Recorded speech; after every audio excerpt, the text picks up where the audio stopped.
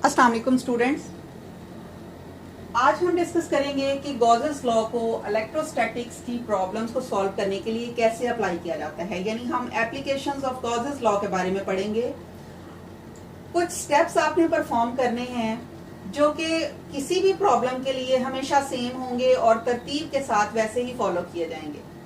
पहली बात जो आपने याद रखनी है कि गॉसेस लॉ को जब भी हम अप्लाई करते हैं प्रॉब्लम्स को सॉल्व करने के लिए, तो हमारा मकसद ये होता है कि हम कैलकुलेट करें इलेक्ट्रिक इंटेंसिटी,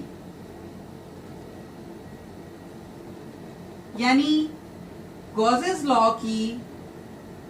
लॉ का जो बेसिक मकसद है अप्लाई करने का वो ये है कि हम डिफरेंट प्रॉब्लम्स के लिए electric intensity due to some charge distribution calculate करना चाहते हैं।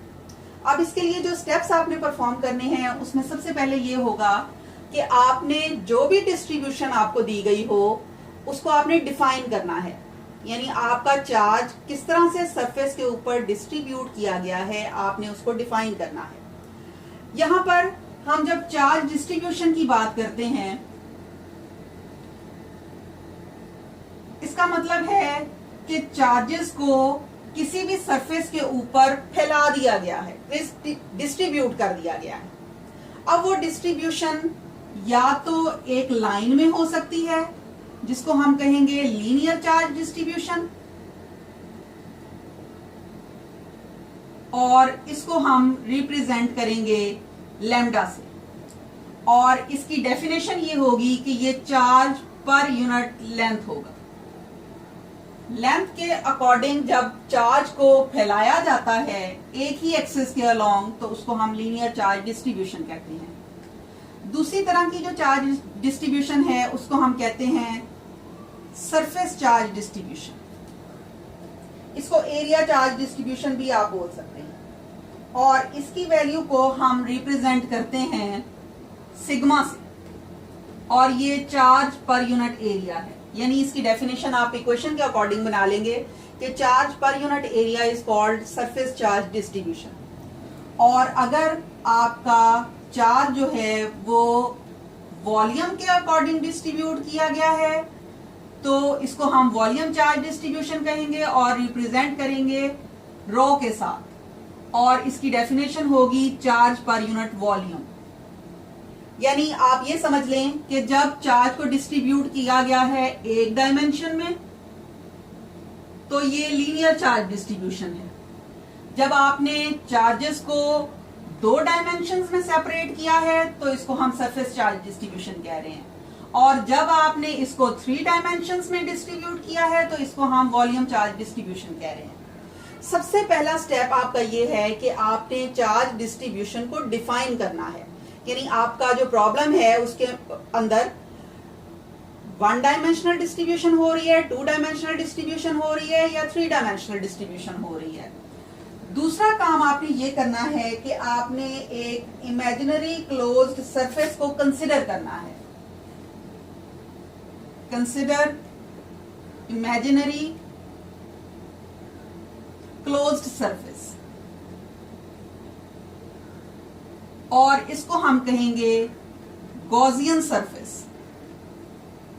क्योंकि हम गॉसेस लॉ को अप्लाई कर रहे हैं इसलिए ये जो इमेजिनरी क्लोज सरफेस हमने कंसिडर की है इसको हम गॉसियन सरफेस कह रहे हैं।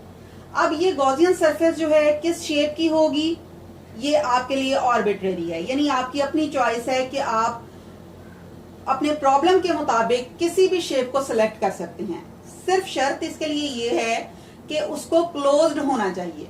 आप कोई भी ज्योमेट्रिकल शेप आप ले सकते हैं, जैसे आप सर्कल कंसिडर कर सकते हैं, स्फीयर कंसिडर कर सकते हैं, सिलेंडर कंसिडर कर सकते हैं, ट्राइंगल है, रेक्टेंगल है, स्क्वायर है, यानी कोई भी आप ज्योमेट्रिकल शेप को कंसिडर कर सकते हैं।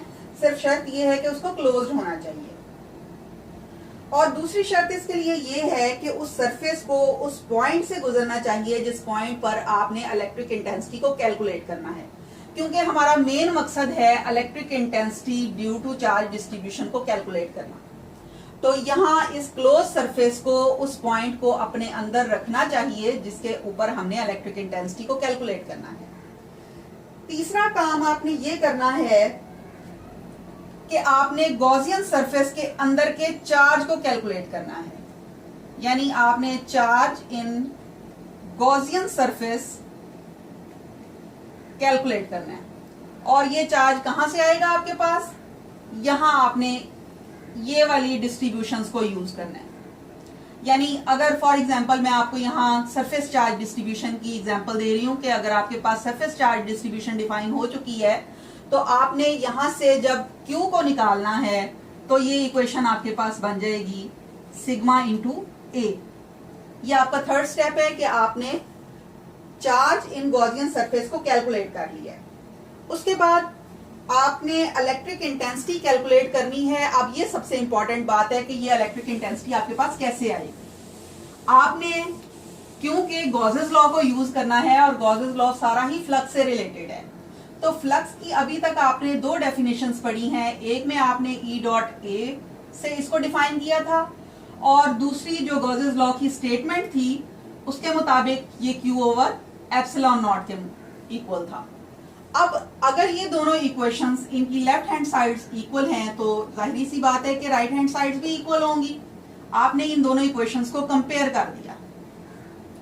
अब चार्ज आप यहां पर डिफाइन कर चुके हैं, एरिया आपके पास उस शेप का मैथ से आ जाएगा, यानी मैथ में आपने फॉर्मूलाज पढ़े हुए हैं, area of triangle, area of rectangle, area of square, area of sphere, area of circle, यानी सारी ही क्लोज शेप के लिए आपके पास एरिया की वैल्यू मौजूद होती है। क्यू आपने कैलकुलेट कर लिया है, एप्सिलॉन नॉट वैसे ही कांस्टेंट है, तो यहां से आप इलेक्ट्रिक इंटेंसिटी की वैल्यू को कैलकुलेट कर पाएंगे। यानी आपने गॉसेस लॉ को अप्लाई करके आखिर में electric intensity due to surface charge distribution calculate कर ली है।